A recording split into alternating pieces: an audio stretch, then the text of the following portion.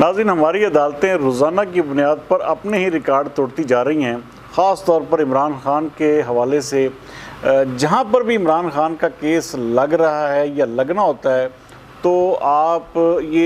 आसानी से आप कह सकते हैं कि इमरान खान को उस केस से हर सूरत में रिलीफ मिलना लाजमी है।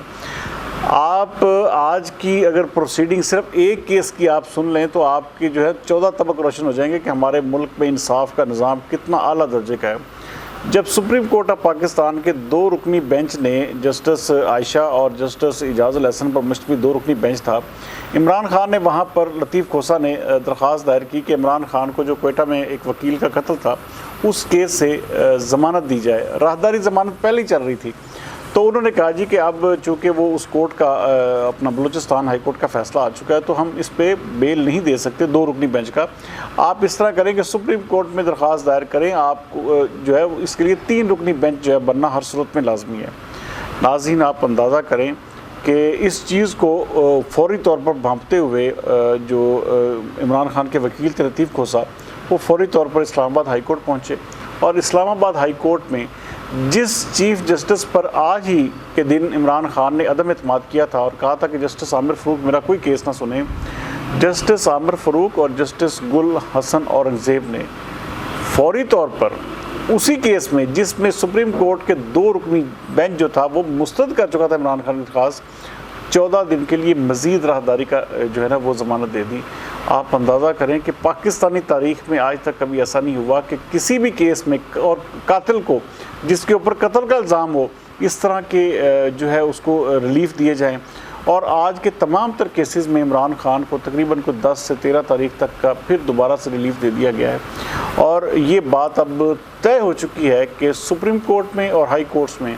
इमरान खान के जो हामी जजेज़ हैं वो इस चीज़ पर तुल चुके हैं कि हर सूरत में इमरान खान को तमाम केसेस से बचाना है और उन्हें हर हाल में जितना भी मुमकिन हो सके रिलीफ फराहम करना है। क्योंकि नाज़रीन, ये आपको याद होगा कि ये तकरीबन कोई 15 साल का 20 साल का प्रोजेक्ट था और ये जो तमाम जजेस ये जो इस वक्त सुप्रीम कोर्ट में बैठे हुए हैं जिनकी मेजॉरिटी है, कुछ 5-6 जजेस ऐसे हैं जो अचानक जिनको जो है वो नीचे से ऊपर लाया गया। इसी तरह इस्लामाबाद हाई कोर्ट में, इसी तरह लाहौर हाई कोर्ट में, बाकी हाई कोर्ट्स में भी ऐसे जजेस की भरमार है जो कि वो साकिब निसार के और फिर उसके बाद जो जस्टिस गुलजार और जस्टिस खोसा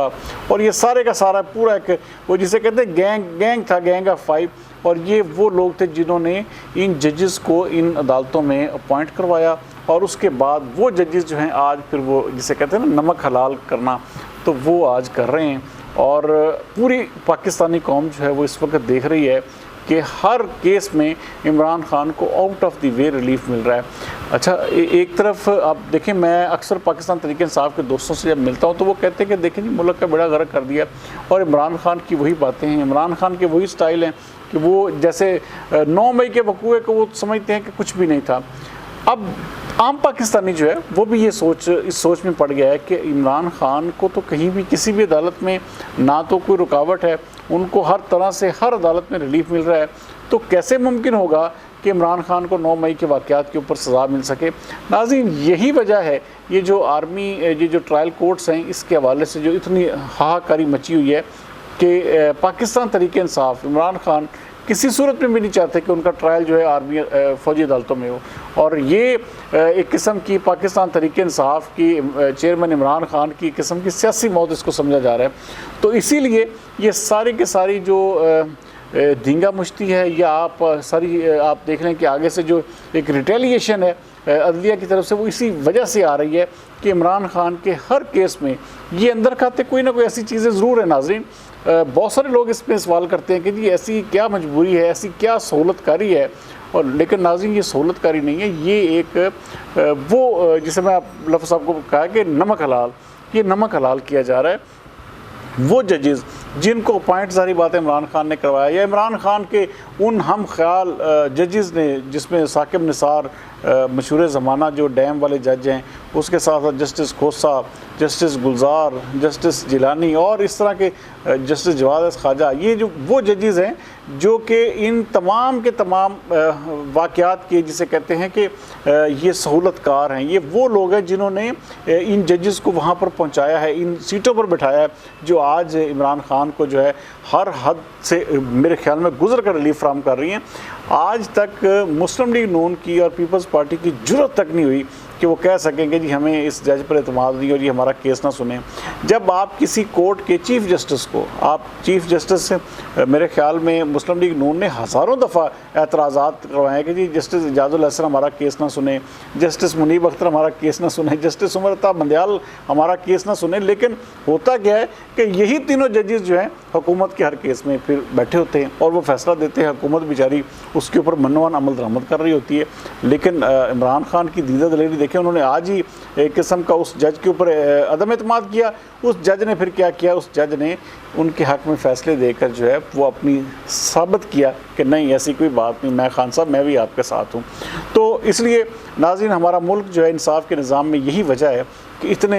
निचले दर्जे पर है। और ये जो जजेस की तनख्वाहें जो कम की गई, मेरे ख्याल में शायद ये बहुत कम है। इनकी जजेस की तनख्वाहें तो शायद 2 लाख रुपये भी नहीं होनी चाहिए। 2 लाख रुपये भी एक बड़ी अमाउंट होती है। एक प्रोफेसर, एक बड़े लेवल का जो ऑफिसर प्रोफेसर होता है उसकी तनख्वाह होती है। तो मेरे ख्याल में इनकी तनख्वाह 2 लाख से ऊपर होनी भी नहीं चाहिए। और अब भी ये अगर 15 लाख से 12 लाख या 13 लाख रुपए के ऊपर जो है फॉल कर रहे हैं, तो ऐसे इनके काम नहीं है ऐसे कि इनको 12-14 लाख रुपए जो है वो तनख्वाह दी जा सके, इनको TADA मिल सके, इनको इस तरह ज़्यादा। यही मैं कल के प्रोग्राम में भी आपसे बात कर रहा था कि ये वो तबका है कि जिनको किसी भी सूरत में, क्योंकि इनकी कारकर्दगी ज़ीरो है, आप इनके 50,000 लाखों केसेस ऐसे हैं जो हाई कोर्ट्स में, सुप्रीम कोर्ट में पेंडिंग पड़े हुए हैं, उसके ऊपर कोई फोकस नहीं है। आज आप इमरान खान का नाम लिखें, एक दरख्वास्त दायर करें, आपको ठीक घंटे के अंदर आपकी दरख्वास्त लग भी जाएगी और समाअत भी शुरू हो जाएगी। जबकि दूसरी जानब आम आदमी जो है वो बेचारा 10-10 साल गुजर जाते हैं, उसकी दरख्वास्त ही नहीं लगती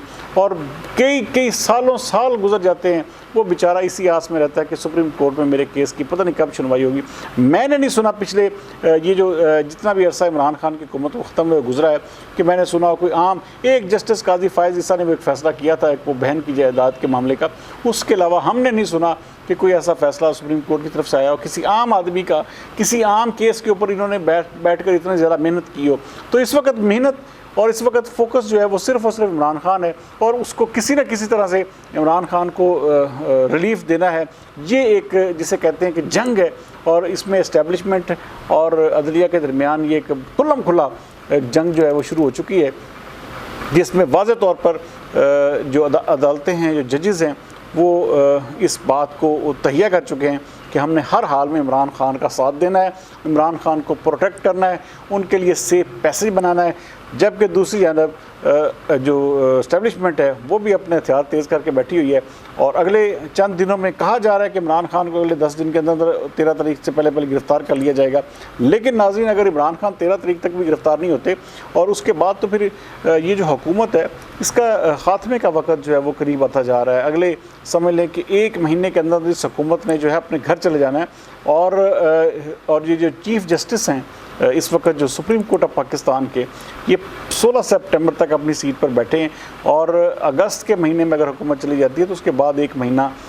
इनके पास पड़ा होगा। तो उसमें बहुत सारा कुछ जो है वो साहब जो उमर अता बंदयाल हैं वो कर सकते हैं और इसी इंतज़ार में तमाम लोग बैठे हुए हैं कि किसी तरह से ये हुकूमत घर जाए और उसके बाद इमरान खान को मुकम्मल तौर पर क्लीन चिट दी जाए। लेकिन नाज़रीन, ऐसा होगा नहीं, क्योंकि जो फ़ैसला साज हैं, जो फ़ैसला करने वाले लोग हैं वो फ़ैसला कर चुके हैं। बहरहाल अगले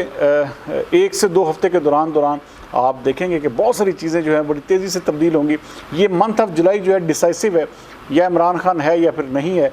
ये वाज़े तौर पर आपको अगले चंद दिनों में इसका आइडिया भी हो जाएगा। लेकिन मेरी अपनी प्रेडिक्शन यही है कि इमरान खान के लिए हालात जो हैं इंतहाई गंभीर बनते जा रहे हैं, क्योंकि उनके अपने लोग